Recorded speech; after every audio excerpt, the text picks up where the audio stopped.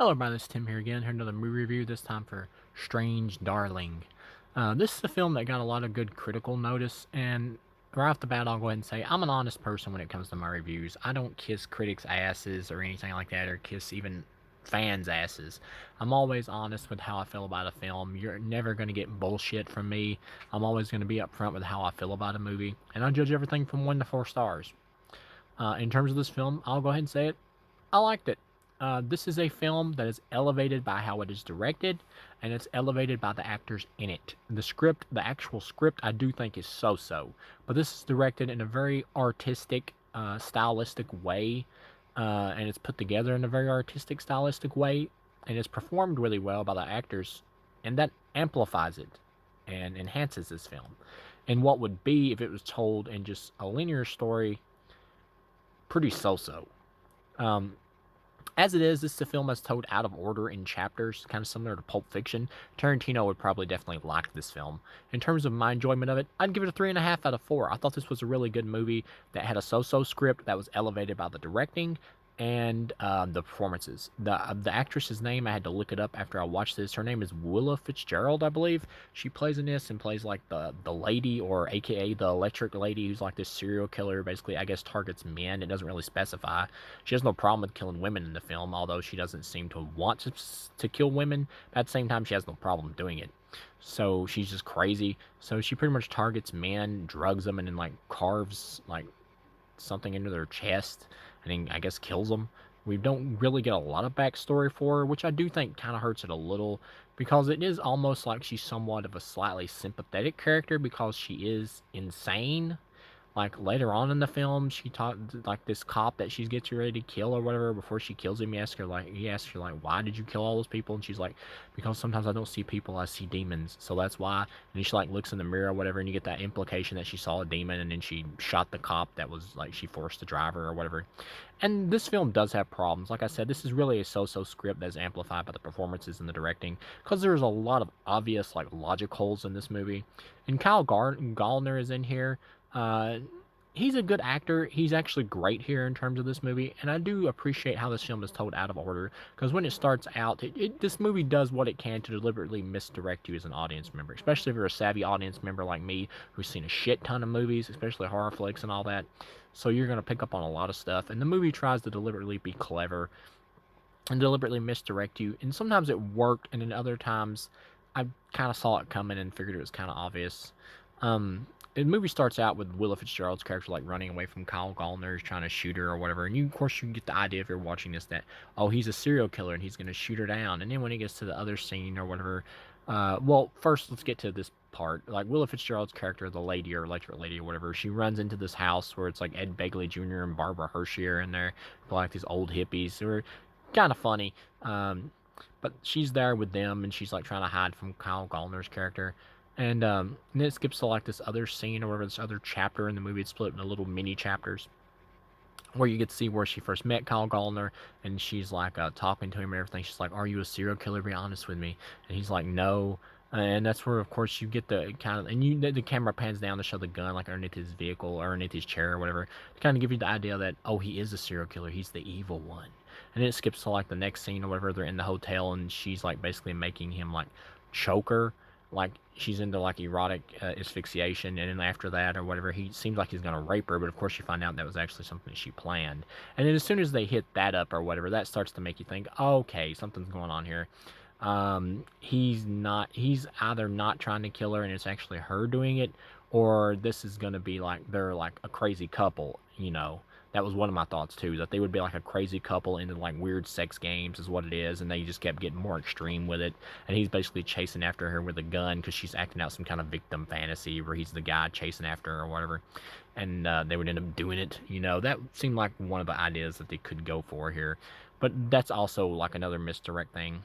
But of course, what it is that she's actually crazy, and she drugs him with ketamine to like knock him out or whatever, and she starts carving stuff into his chest and basically cuts on him somewhat all night or whatever for a couple hours, or at least it's implied to be a couple hours.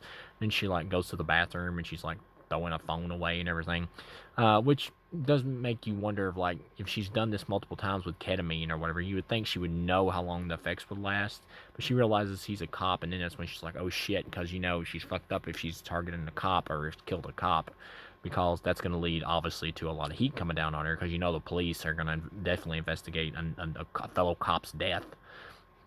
She goes back in there, and he's got basically a gun on his leg, and he pulls out and starts trying to, like, blow her ass away, and he shoots her ear off in a pretty cool scene, and she, like, takes off, gets the hell out of there, and he goes over there, Kyle Gallner does, and he just snorts a bunch of cocaine to combat the ketamine that's in his system so he can chase after her. And then she runs into this place or whatever where she's, like, pretending like Kyle Gallner's, like, trying to kill her and all that, and she goes in there, and she's in there with these women, and she kills one because she ran to call the cops, and then she's, like, there with this other one, and she basically just says, give me your keys or whatever, and you get, I think it kind of implies she doesn't kill her, because she doesn't seem like she wants to kill women, but at the same time, she has no problem with actually doing it because she's crazy, but she does seem to specifically target men.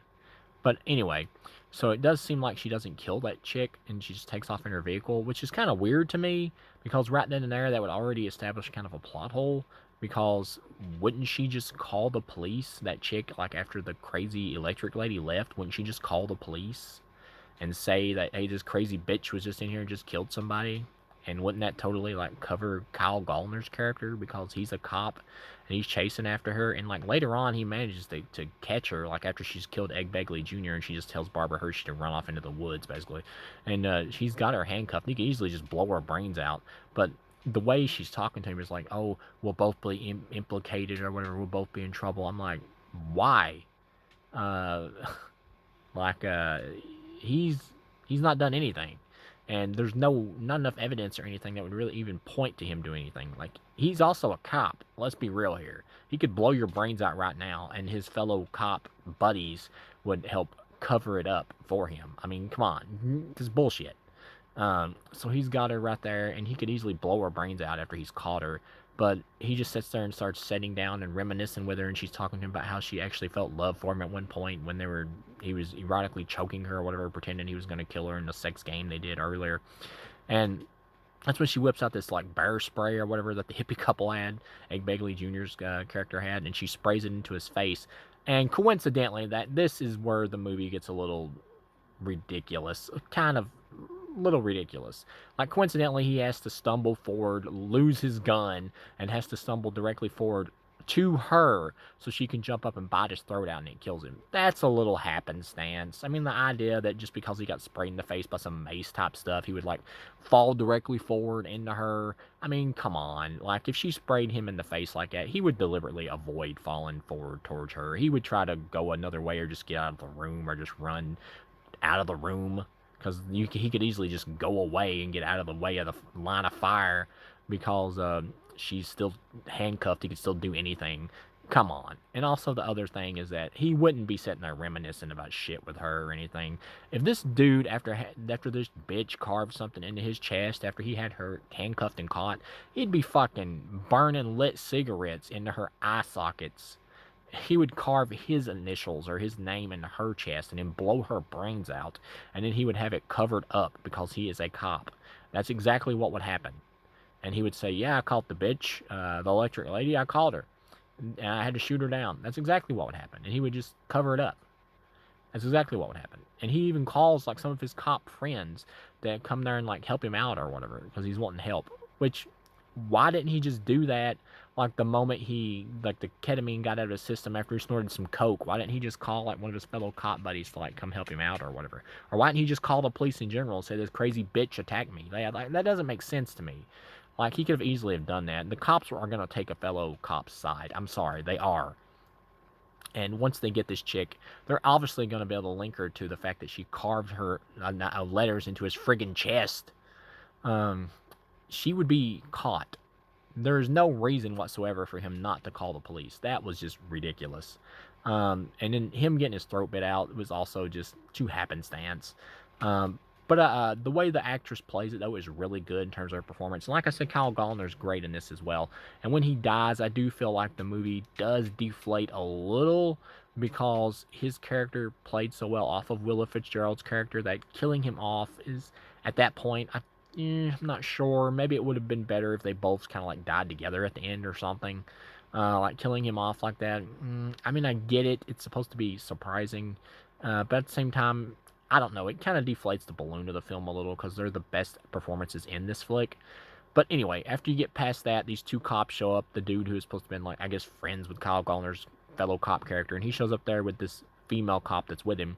And of course, she goes over there and immediately wants to like just help her because she's like got her pants pulled down and everything. She hears the other cop showing up, so she's gonna act like he tried to sexually violate her or whatever, so she can get out of there. And she's got a gun also hidden in her jacket. And the female cop is over there and she's basically playing on her sympathies, like, oh, he tried to sexually assault me and everything. And the male cop's like, oh, we know this is bullshit or whatever, which is kind of a funny commentary about how female serial killers or whatever can like prey on the sympathies of people because people automatically want to be sympathetic towards women because a lot of people they just don't believe that women can be as deadly as men, and they can't.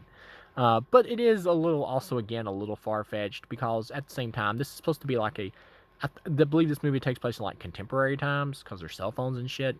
So and at the beginning of the movie opens up with like a opening scroll or whatever, implying that this is a reenactment of this supposed woman's, real serial killer's crimes or whatever, which I thought was kind of cute. But in real life, the cops, they would not, whether it was a female cop or not, they would not have just taken her out of there and not searched her or anything like that. They would not have done that. At the very least, even if the female cop was sympathetic to her, they would have checked her jacket for a weapon or whatever, and they would have done that before they ever unhandcuffed her and took her out of there. They would have done that. They would have checked her for weapons. It wouldn't have been that easy, even if it was a female cop. So that is also a little far-fetched. And even female cops, they want to be part of the group. She wouldn't have just openly just unhandcuffed her and took her out of there without searching her. It wouldn't have happened. So they do that, and they take her out of there to the squad car, where she whips out the gun on him in the back seat, which is another thing. Why doesn't the squad car have one of those things in the back that they separate the prisoners from the police? I just now thought of that. Why isn't that there? But I guess maybe they're just small town cops. Maybe they just don't have it. Shit, I don't know. Or maybe I missed something. Maybe they're just not the type of cops that actually have that. Maybe they're like mountain police or some shit. I don't know. But or maybe some squad vehicles actually don't have that. I figured they all did. But so she jerks out the gun, asks them to give her their weapons, and they do. They comply, but it seems all too easy, a little bit too easy in context of the movie, that they just go, oh, okay. And she tells the chick to get out and take off in the woods. She does, and she makes the dude like drive her out of there or whatever. And that's another problem I had with it, is why didn't the female cop, as soon as she got out of there and got away, why did she not immediately use her walkie-talkie to radio for backup and call the police and say, yeah, this crazy blonde bitch just took off with my partner in the vehicle?